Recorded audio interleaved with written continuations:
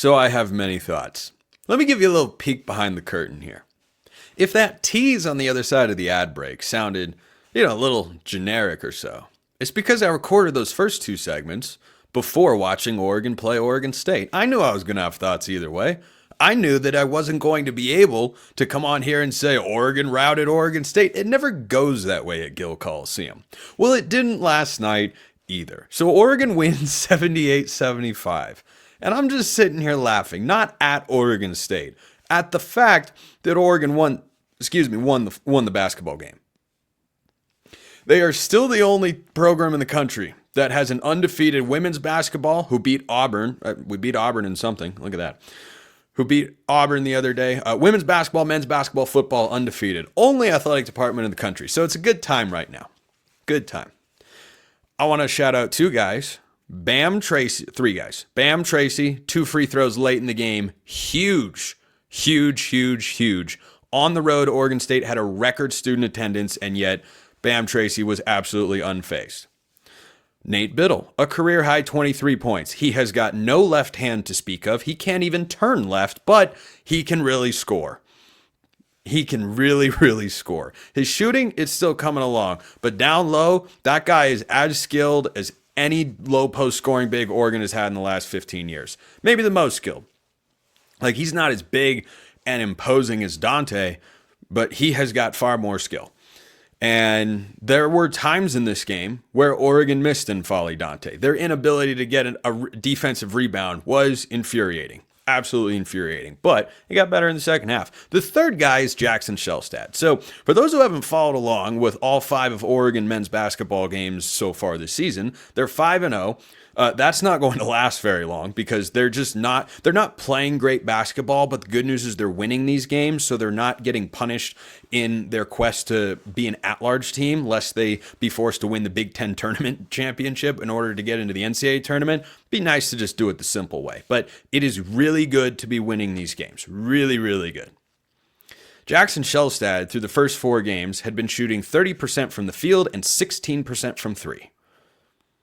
He was struggling in this game. He's just missing shots that we're used to seeing him hit. And then all of a sudden, the fourth quarter, it's 2 halves in men's basketball, of course, but the fourth quarter rolled around, and all of a sudden, Jackson Shelstad said, all right, I'm the West Linn kid who went to Oregon. I'm sure Oregon State offered him, but probably wouldn't have had a chance because he was too big of a prospect. I'm winning this basketball game. He scores 11 points in the final, I think about 7 minutes. He hits 3 triples, left corner, left wing, right corner, and then he hits a tough, and I mean a tough floater to put Oregon up by 3 late. So big time performances from those 3 guys. That's the good news, is Oregon won. It was on the road. If you ever worry about a team being battle-tested, just look at the Portland game, look at the Oregon State game, and you can know, they've played in close games. So tight matchups in Big Ten play, which are certainly going to arise, it won't be their first time experiencing that. That's the good news. Here's the bad news. At the moment, they are not playing a sustainable brand of basketball. They have twice now overcome double-digit deficits in one half of basketball against Portland and against Oregon State. Now, I felt better about the Oregon State game than the Portland one, but there was an aspect in both games of, boy, Portland State has banked in 2 threes, or Oregon State was scrambling on this possession and hit a tough 2. Eventually, those shots stopped going in. But Oregon gave up 47 points defensively in the first half to the Beavs. They were on track. James Crepea had the stat on Twitter. They were on pace. It did not result that way. They were on pace to give up the most points to the Beavs in 30 years. It was a really poor defensive performance. And I tweeted out at halftime that that's probably going to make Dana Altman want to break a clipboard or 7. In the second half, they gave up 28 points.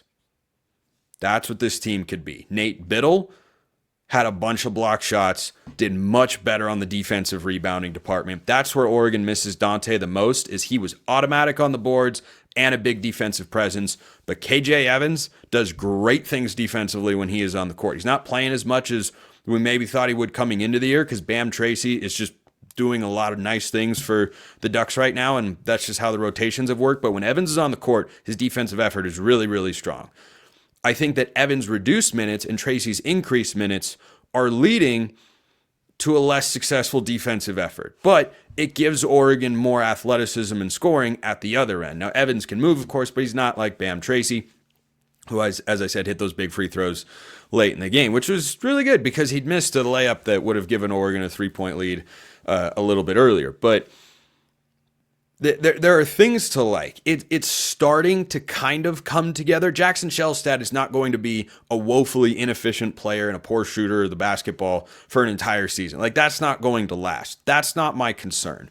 My concern is that Oregon is waiting until the second half to wake up pretty often. They didn't do it against Montana or UC Riverside or anything like that, but it's happened several times, and that's got to be fixed. Now, the history with Dana Altman teams, for those of us basketball diehards like myself know, they play their best basketball in February and March, and they play their worst basketball in November and December. And so far, they have weathered that storm. The question is whether they are going to correct those mistakes. The depth on this team is considerably stronger than a year ago. The length, the shooting, there's the pieces I talked about before the year that had me excited for this team are all there. The reason they are not playing well is they just don't have a lot of juice in the first half. They come out flat, they wait to get down, and then they lock in. And it's not an uncommon thing in college basketball. I see it all over the place. I call a lot of college basketball games at varying levels, and guess what? It's a problem when you're dealing with college kids that a lot of different coaches, including really good ones, have to battle with. But if Oregon can find a way to take these second halves and make them their first half, you will have more games like Montana and UC Riverside where, yeah, you're favored and you're going to go out and win big. That's what I'd like to see. But this is got the negative out of the way. The problems are there to address. But much like Oregon football, I would far prefer, whatever. I don't know. English is a dumb language, as I often say. I would rather see Oregon have to work on these things to get easier wins than to turn losses into wins. So that's where they're at. 78-75. 3 straight times in Gil Coliseum, absolute heartbreak for the Beavs. Last year, the Dante dunk, the Rivaldo Soares 3, Eric Williams before that, 4 straight. 4 straight times they have lost at home to the Ducks by less than 5 points. That can't feel great, but it feels good for Oregon.